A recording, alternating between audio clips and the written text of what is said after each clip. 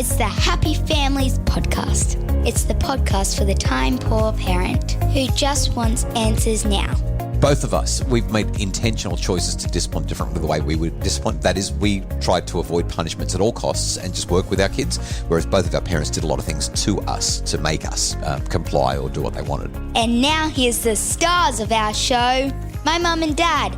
Every now and again, a topic comes up that I'm so excited to talk about, but this one's going to be a bit of a dicey one.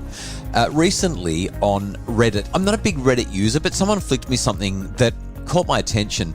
Some Redditors got online and pretty much said, hey, what do you do differently to your parents? What did your parents do?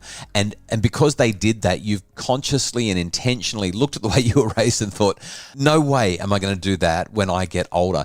I had this conversation with a handful of people recently and asked them what their answers were. And I should just mention before we play the first of these that it was a noisy environment that I recorded them. So you'll hear a whole lot of ambient background noise. This is what they said.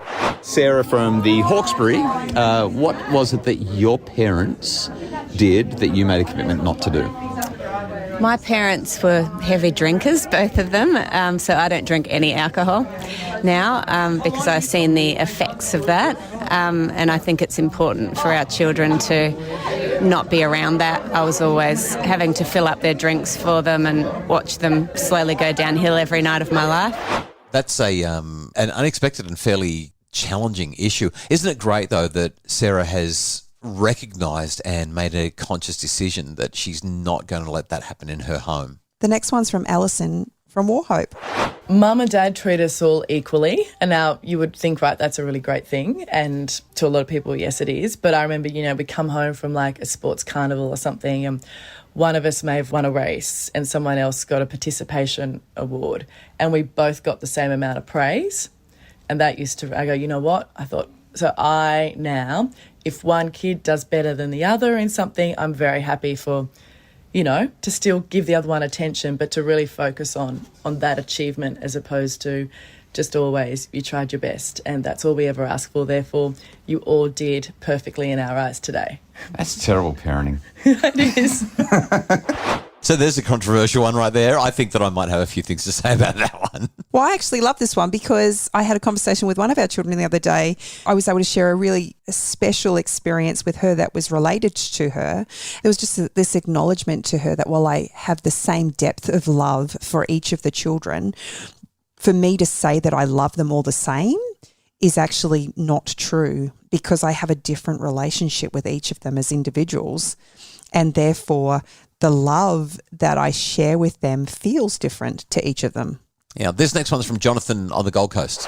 When I was growing up, my parents were a little intimidating and punitive when it came to things that we did wrong.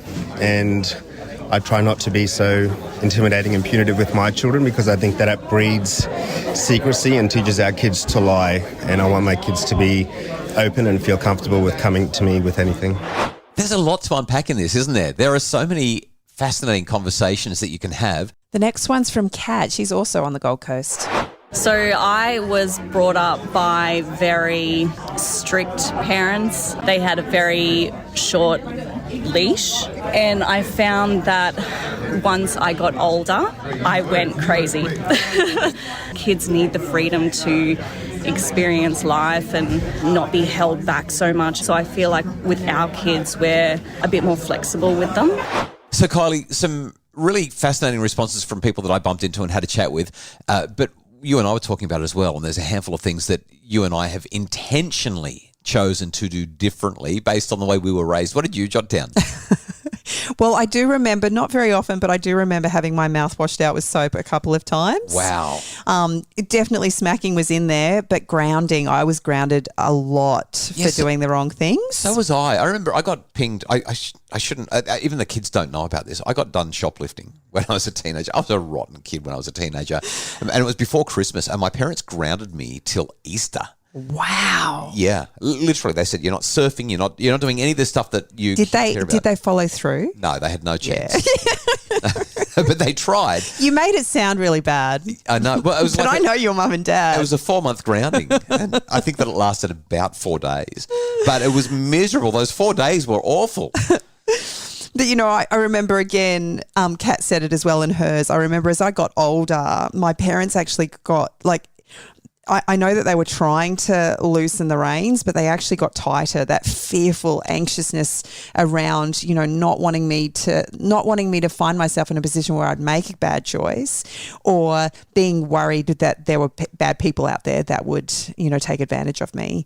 And so I knew that it was always coming from a place of love, but it just left me second guessing my own ability to make good choices. Yeah. So what have you intentionally done differently? I mean, both of us, we've made intentional choices to discipline differently the way we would discipline. That is, we tried to avoid punishments at all costs and just work with our kids, whereas both of our parents did a lot of things to us to make us comply or do what they wanted. So what have you done differently?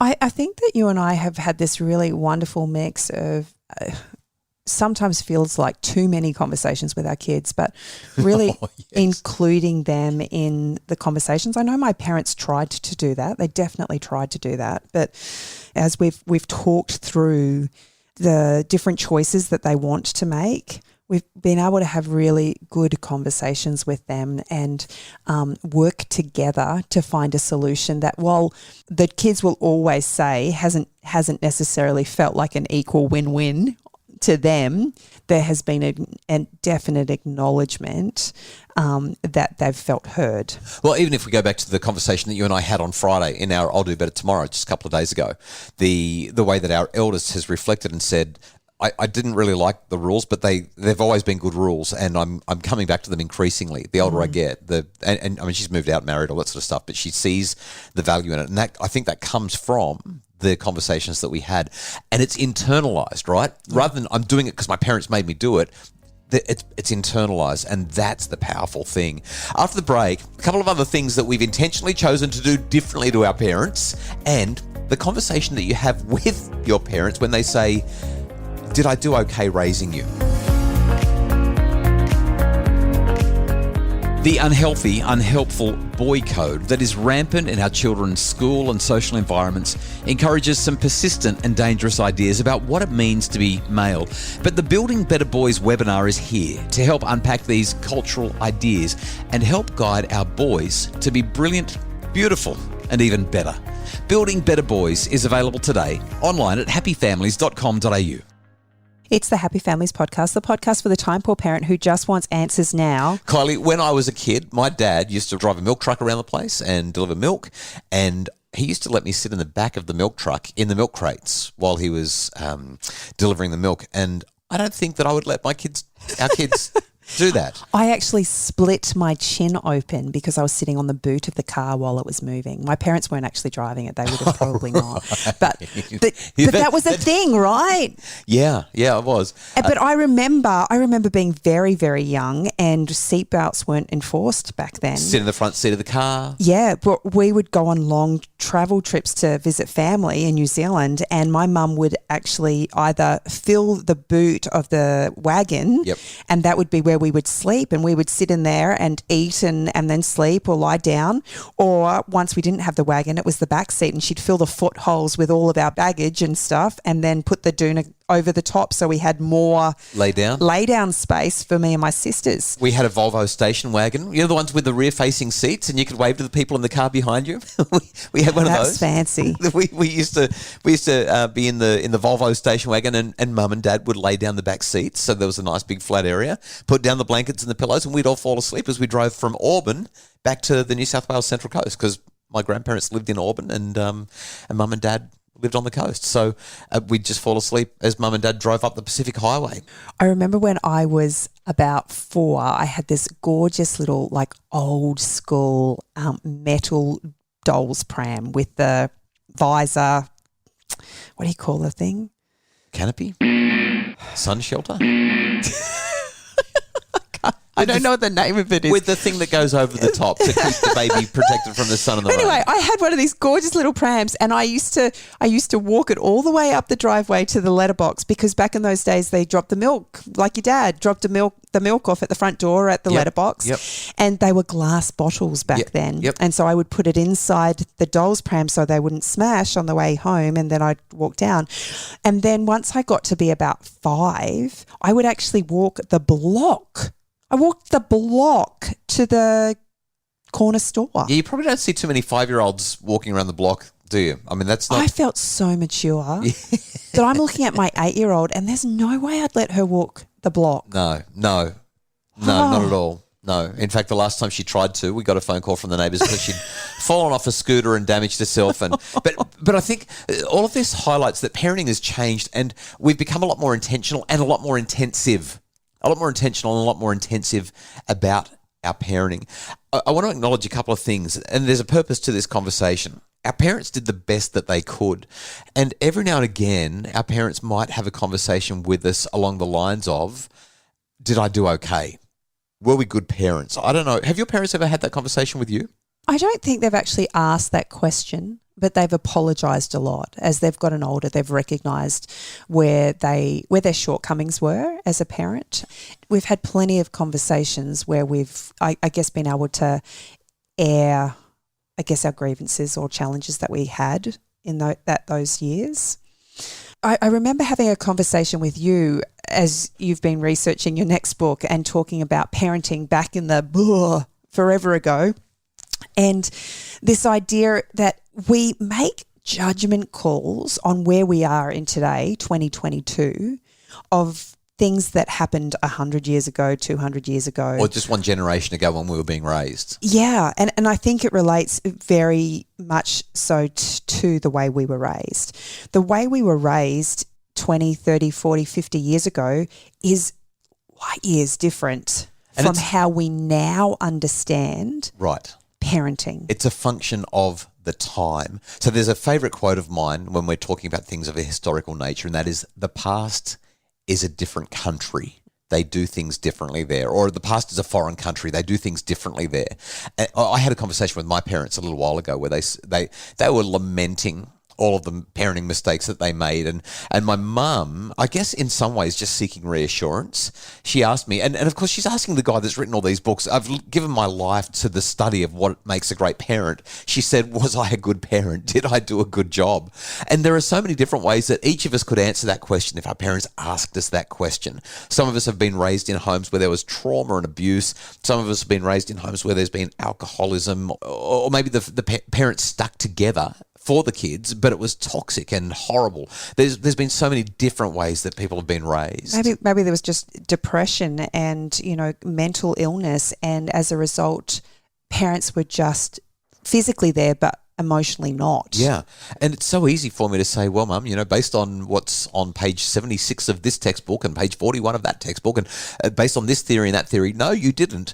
But that's not going to be helpful for me or for her in terms of moving forward. So my encouragement for anybody who has one of these conversations with their parents, which I think is almost inevitable for many of us as we're raising our own children and our parents start to make comments about how they raised us or how we're doing it wrong and we should be doing it like they did it or whatever it is. I think that the right response, or at least a healthy response, is usually going to be, I know that you did the very best that you could. And I just need you to let me do the very best that I can now as well. It might be a different best to your best, but I'm grateful for what you did. I'm grateful that you tried, and I know you loved me. And that's pretty much what I said to my mum. I said, I know that you did everything that you knew how to do. And I know you didn't get all the outcomes you were looking for, but I'm grateful that you're my mum. And then just don't say anything else.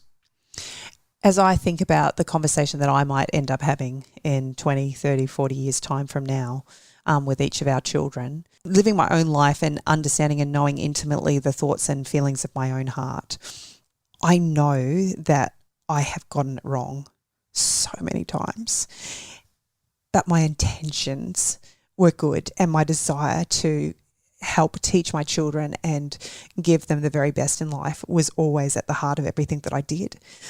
And so I have to believe that that was the case for my mum and dad as well. And in spite of the fact that they didn't always get it right, knowing that they had such a deep love for me, hopefully is enough to bridge the gap between what they actually did and the love that they had for me. Some people might need to get help to work through some of those gaps that are unbridgeable otherwise. But I think that's a really great way to end it here. So we hope that you've taken some inspiration, some ideas from this podcast. The Happy Families podcast is produced by Justin Rulon from Bridge Media. Craig Bruce is our executive producer. If you'd like more ideas about how you can make your family happier, please visit us at happyfamilies.com.au. And if you haven't reached out to your parents lately to thank them for doing the very best that they could, even though you're doing things differently, maybe today'd be a good day to do it.